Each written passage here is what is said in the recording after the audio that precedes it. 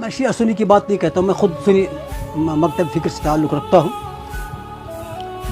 پھر 61 ہجری میں اصحاب مبالغہ کے آخری فرد کا جنازہ اٹھایا۔ یہ جنازہ اٹھایا بھی نہیں جا سکا، بلکہ مقدس جسم میں اطہر کو گوڑوں کی تاپوں سے پامال کر دیا گیا کہ جنت کے طلبگاروں نے سرداروں کو انتہائی اذیت کے ساتھ قتل کر دیا۔ جنت کے طلبگار جانتے ہیں حسن اور حسین سردار ہیں جنت کے۔ بر محمد وآل محمد صلوات اللہم صلی علی محمد وآل محمد۔ بسم اللہ الرحمن الرحیم۔ مجھے یقین ہے، امید ہے کہ آپ سب لوگ مجھے جانتے ہیں، تو پھر بھی میں اپنا تعارف دینا چاہوں گا۔ میرا نام ہے غلام نبی پروانہ خان پورہ بڑگام سے میں متعلق ہوں، اور ایک معاملہ میرے ذہن میں آیا کہ میں نے کہا میں کیوں نہ اسے عام لوگوں تک پہنچاؤں۔ میں اسے اپنے الفاظ میں کہتا ہوں کہ اہل اسلام کے لیے یہ لمحہ فکریہ ہے۔ کیا ہے کہ میری نظر میں، یہ میں نے مضمون لکھا ہے اور یہ چاہتا ہوں کہ ہر کوئی مسلمان، میں شیعہ سنی کی بات نہیں کہتا ہوں، میں خود سنی مکتب فکر سے تعلق رکھتا ہوں، اور نہ میں اس چیز کی طرف کسی کو دعوت دیتا ہوں کہ وہ شیعہ کہے سنی کہے۔ صرف میں اسے کہتا ہوں کہ میری نظر میں اس میں ذرا بھی شک نہیں کہ عاشق رسول اللہ صلی اللہ علیہ وآلہ وسلم مسلمانوں کو خاندان نبوت صلی اللہ علیہ وسلم کے چشم و چراغ مشعل ہدایت اہل بیت سے دور رکھا گیا۔ یہ میرا نظریہ ہے۔ آپ اس بارے میں کیا رائے رکھتے ہیں مجھے آپ بتائیے گا ضرور، اور اسی لیے میں اسے پبلک بھی کرنا چاہتا ہوں تاکہ لوگ ان کی رائے سے مجھے آگاہ فرمائیں، کہیں میں غلط تو نہیں کہہ رہا ہوں یا کہیں میں بھٹک تو نہیں گیا ہوں۔ اور سب سے میری گزارش ہوگی کہ اگر کہیں انہیں پتہ چلے کہ میں کہیں غلط بتا رہا ہوں کہ وہ برائے کرم مجھے بہت آسان سی زبان میں سمجھائے کہ میں کہاں پہ غلط ہوں۔ اور ان کے ضد، تعصب، بغض، دشمنی، نفرت اور عداوت سے ان کے اذہان میں جو بیج بوئے گئے ہیں، اس نے ان کو ایک پل کے لیے بھی فکر یا سوچ یا تحقیق سے باز رکھا۔ خداوند کریم نے حضرت آدم علیہ السلام سے خاتم المرسلین حضرت محمد مصطفیٰ صلی اللہ علیہ وآلہ وسلم تک اپنے بندوں کی تربیت اور روحانی و جسمانی سلامتی و ہدایت کے لیے مسلسل پاک و پاکیزہ نبی و رسول جیسے حضرت نوح علیہ السلام، حضرت ابراہیم خلیل اللہ علیہ السلام، حضرت موسیٰ کلیم اللہ وغیرہ، اور حضرت محمد مصطفیٰ صلی اللہ علیہ وسلم خلق فرمائے، اور ان پر تورات، زبور، انجیل اور قرآن جیسے مقدس آسمانی صحیفے نازل فرمائے، اور حضرت محمد مصطفیٰ صلی اللہ علیہ وسلم کو سردار انبیاء اور رحمت للعالمین بنا کر بھیجا۔ اسلام میں پیدا ہوئے، میرے ایک ایک لفظ پہ آپ غور فرمائیے گا، اسلام میں پیدا ہوئے 73 فرقوں میں دو رائے نہیں ہے۔ سب مانتے ہیں کہ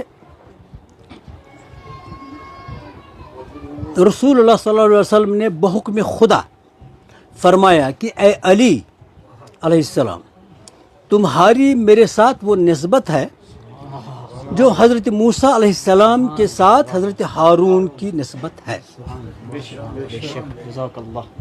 لیکن یہ فرق صرف یہ ہے کہ میرے بعد کوئی نبی نہیں ہوگا۔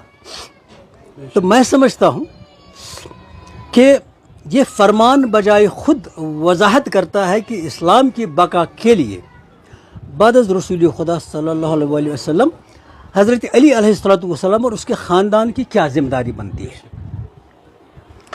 اصحاب رسول صلی اللہ علیہ وسلم، اصحاب رسول رضی اللہ تعالی عنہ، جنہیں رسول صلی اللہ علیہ وسلم کی ہدایت اور خلق عظیم نے اور علی علیہ السلام کی شجاعت اور ذوالفقار نے مشرک اور کافر سے مسلمان بنایا اور عزت و آبرو اور اعلیٰ صفات سے مستفید فرمایا، اور رسول اللہ صلی اللہ علیہ وسلم کو ارشاد رب الجلیل ہوا کہ یہ سورہ احزاب کی وہ 33ویں آیے کریم ہے جسے ہم آیت تطہیرہ کہتے ہیں کہ اے پیغمبر، اس کا میں ترجمہ بتاتا ہوں، قرآن پڑھوں گا نہیں، ترجمہ بتاتا ہوں کہ اے پیغمبر کی اہل بیت، اللہ تو یہی چاہتا ہے کہ ہم تم سے ہر طرح کی گندگی اور ناپاکی دور کریں اور تمہیں بالکل صاف و پاک کر دیں.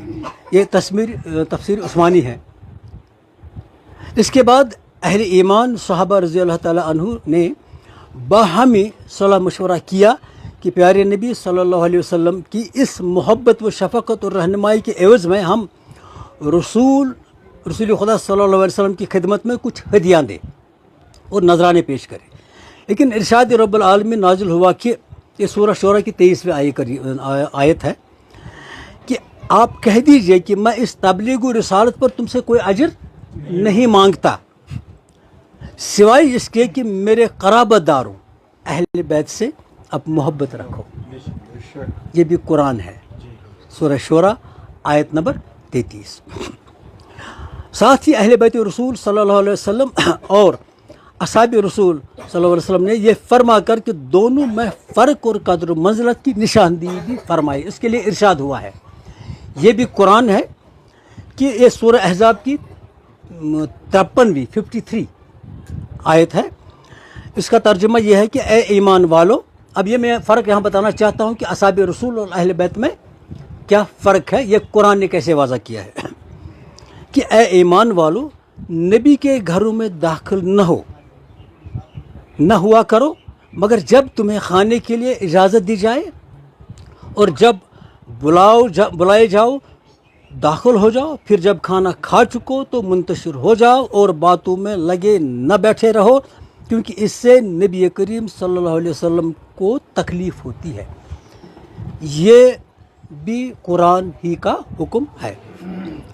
سورہ حجرات آیت نمبر 2 میں لکھا ہے، جس کا ترجمہ ہے کہ اے ایمان والو اپنی آوازیں نبی کریم صلی اللہ علیہ وسلم کی آواز سے بلند نہ کرو اور نہ ان سے اس طرح اونچی آواز میں بات کرو جیسے تم آپس میں ایک دوسرے سے کرتے ہو. اور دوسرے آیت کریم میں فرمایا ہے کہ یہ تمام آیت جو ہم نے آگے پڑھی، اے ایمان والو اللہ اور اس کے رسول سے آگے نہ بڑھو اور اللہ سے ڈرتے رہو. یہ تمام آیات اصحاب رسول رضی اللہ تعالی عنہ کو رسول اللہ صلی اللہ علیہ وسلم کے ادب، احترام اور آپ کے ساتھ حسن سلوک کی تعلیم دیتے ہیں، اور اس میں اصحاب اور اہل بیت میں واضح فرق بیان فرما رہا ہے. لیکن لمحہ فکر یہ ہے جس کے لیے اب میں یہ ایک طرح کی تقریر آپ کے سامنے کر رہا ہوں، لیکن پڑھی ہوئی لکھی ہوئی. رنج، غم، افسوس، حیرت، حسرت، پچھتاوا، ملال، دکھ اور تعجب اس بات کا ہے کہ کوئی فکر کیوں نہیں کرتا کہ امام حسن علیہ السلام اور امام حسین کی 5-6 سال کی عمر تک تاریخ میں واقعات ملتے ہیں، مگر اس کے بعد تاریخ میں ان کا ذکر صرف تب ہوا جب ان کی شہادت ہوئی.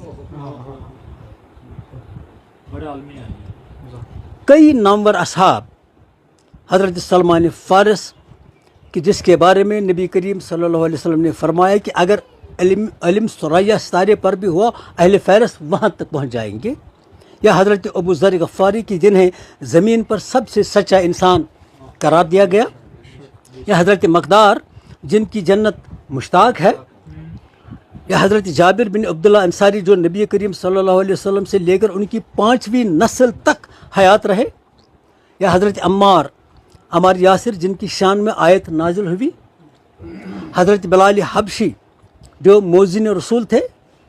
تاریخ ان کے بارے میں مکمل طور خاموش کیوں ہے؟ میرا سوال ہے مسلمانوں سے، کسی شیعہ سے نہیں، کسی سنی سے نہیں. یہ سمپلی سوال ہے کہ تاریخ خاموش کیوں ہے؟ ایسا لگتا ہے کہ جیسے وصال نبی کریم صلی اللہ علیہ وسلم کے بعد وہ اس دنیا سے غائب رہے اور بس شہادت یا وصال کے وقت تک دنیا میں کچھ دیر کے لیے آئے. کیا ایسا ہے؟ تاریخ نے یہی ظلم کیا ہے.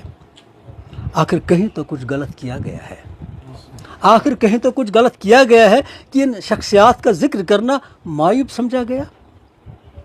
دوسری طرف جو افراد، غور کیجیے گا، دھیان دیجیے گا، جو افراد نبی کریم صلی اللہ علیہ وسلم کی وصال سے 1-2 سال قبل مسلمان ہوئے، ان کی سوانح عمری سے تاریخ بھری پڑی ہوئی ہے، بہت ذکر ان کا ہے. نبی کریم کی وصال کے بعد ایسا کیا ہوا کہ ان کی آل اور اور بہت سی وفادار اصحاب کو تاریخ نے مکمل طور نظر انداز کر دیا؟ کہاں کچھ غلط ہوا ہے کہ نبی کریم صلی اللہ علیہ وسلم کے بعد ان کی آل کے کسی بھی فرد کی طبی وفات نہیں ہوئی، کوئی اپنی موت نہیں مرا، تمام قتل ہوئے، اور قاتل بھی کون؟ وہ جو ان کے جد کا کلمہ پڑھتے نہیں تھکتے۔ آج 14 صدیاں بعد بھی کوئی متفق ہے کہ حسن حسین جنت کے سردار ہیں؟ ہر کوئی اس بات پر متفق ہے، 73 فرقوں میں سے کسی کو اس بات کا انکار نہیں ہے کہ حسن حسین جنت کے سردار ہیں۔ پھر ایسا کیا ہوا کہ جنت کے طلبگاروں نے سرداروں کو انتہائی اذیت کے ساتھ قتل کر دیا؟ جنت کے طلبگار جانتے ہیں حسن اور حسین سردار ہیں جنت کے، اور وہی اذیت کے ساتھ انہیں قتل کرے؟ مورخین نے آخر ان تمام ہستیوں کو اتنا غیر اہم کیسے سمجھا کہ تاریخ اسلام میں ان کا ذکر ایک صحابی جتنا بھی نہیں رکھا؟ ان کا ذکر کربلا کوئی حادثہ نہیں ہے، بلکہ طویل وقت سے چلی آ رہی نفرت کا پھل تھا جو دلوں میں پختہ ہوتا رہا۔ میں ذاتی طور پر اس کو کوئی حادثہ نہیں سمجھتا ہوں۔ یہ طویل وقت سے چلی آ رہی نفرت کا پھل تھا۔ وقت گزرتا گیا، نفرت بڑھتی رہی، اور ایک اہل بیت علیہ السلام کی ایک ہستی کے بعد دوسری ہستی پر پہلے سے زیادہ ظلم ہوتا نظر آیا، پہلے سے زیادہ۔